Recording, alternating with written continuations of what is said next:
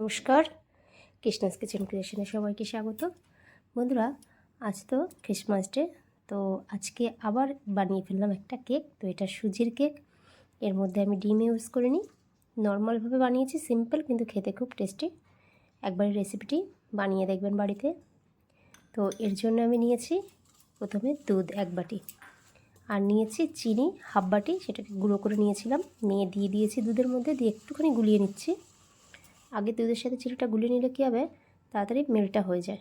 এরপরে দেবো refined oil 1/4 বাটি, দিয়ে এটা একটু মিক্স করে নিচ্ছি ভালো করে। এরপরে দিয়ে দেবো সুজি, যেটা রিফাইন্ড একদম পুরো খুব মিহিদানার যে সুজিটা হয়, সেই সুজিটা আমি গুঁড়ো করে নিই, কিছু করে নিই, ডাইরেক্ট এরকমভাবে দিয়ে দিয়েছি 1 বাটি। যদি একটু মোটা দানার সুজি হয়ে থাকে তো একটু মিক্সিতে গুঁড়ো করে নেবেন।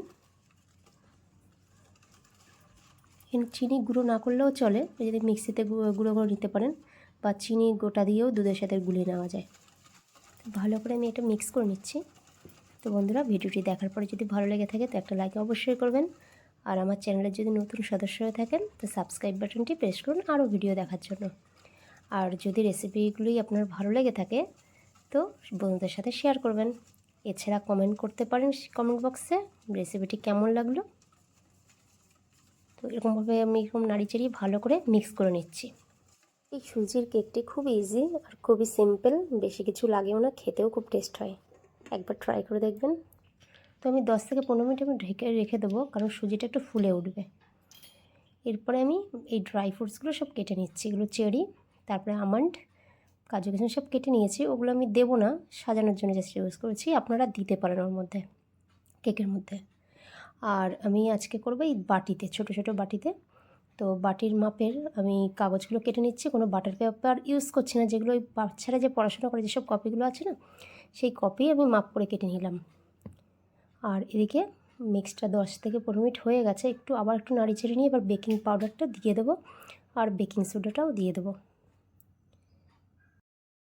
ছোটো চামচের 1 চামচ দিয়ে দিচ্ছি বেকিং পাউডার, আর দেবো 1/2 চামচ বেকিং সোডা, দিয়ে আবার ভালো করে মিক্স করে নিচ্ছি।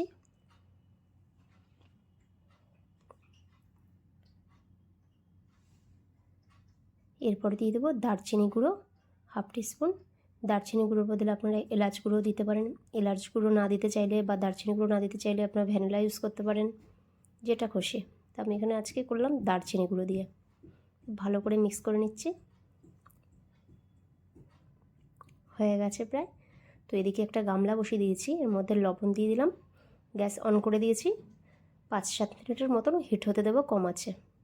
ওটাই ভালো করে পাতিয়ে দিতে হবে লবণটা। আজকে আমি এখানে এই লবণ দিয়ে গামলার উপর এরকমভাবে কেকটা তৈরি করব।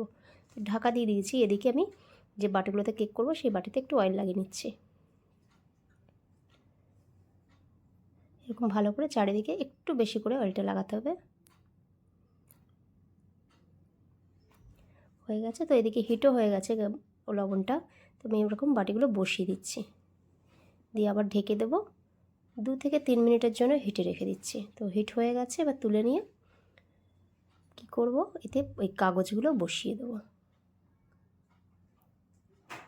কাজগুলো একটু ঘুরিয়ে দিচ্ছি যাতে অয়েলটা পুরো ভিজে আসে, তাহলে ওঠাতে খুব সুবিধা হবে।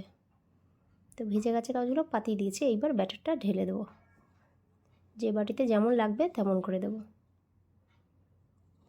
বাটিতে হাফ করে দেওয়াই ভালো, কারণ ফুলে পুরো একদম বাটি ফুল হয়ে যায়, মানে যতটা দেওয়া হয় তার ডবল হয়ে যায়। এর জন্য যখনই কেকের ব্যাটার দিতে হয়, যতটা বাটির মাপ হয় তার হাফ দিতে হয়। বাটি বা যেখানে যা জিনিসই করুন তার হাফ দিলে কী হয়, ডবল হয়ে যায় ফুলে। এরপরে লবণের মধ্যে আবার বসিয়ে দিলাম, ঢাকা দিয়ে দেবো। প্রায় 40 মিনিটের মতন এটা কম আছে আমি রেখে দিয়েছি। তো দেখুন 40 মিনিট পরে একবার তুলে নিলাম ঢাকাটা। এবার একবার টুথপিক দিয়ে একবার চেক করে নিচ্ছি হয়েছে কিনা। দেখুন টুথপিক লাগেনি। তো রেডি হয়ে গেছে, সবকটাই হয়ে গেছে রেডি। তো এইবার তুলে নেবো, সাঁড়াশি দিয়ে তুলে নিচ্ছি, কারণ প্রচুর হিট থাকে। তুলে নিয়েছি, একটু ঠান্ডা হতে দিয়েছি, ঠান্ডা হয়ে গেছে। এবার এরকমভাবে কেটে তুলে নিতে হবে, ঘুরিয়ে ঘুরিয়ে করতে হবে। এরকম একটা প্লেটে কাত করে দিচ্ছি, কারণ লবণটা যাতে না পড়ে যায়, বাটার পেছনে যে লবণটা লেগে আছে না লেগে যায়। এইবার আস্তে আস্তে এই পেপারটাকে টেনে তুলে দিচ্ছি। দেখুন কি সুন্দর উঠে যাচ্ছে, যেহেতু অয়েলটা একটু বেশি লাগিয়ে দেওয়া হয়েছে কাগজটায়। বাটার পেপারের কোনো দরকার নেই। আমি এগুলো সব কেকগুলো ঢেলে তুলে নিচ্ছি। ব্যাস রেডি। তো বন্ধুরা, আবার দেখাবো অন্য একটি ভিডিওতে, অন্য একটি রেসিপিতে। আজকের মতো টাটা।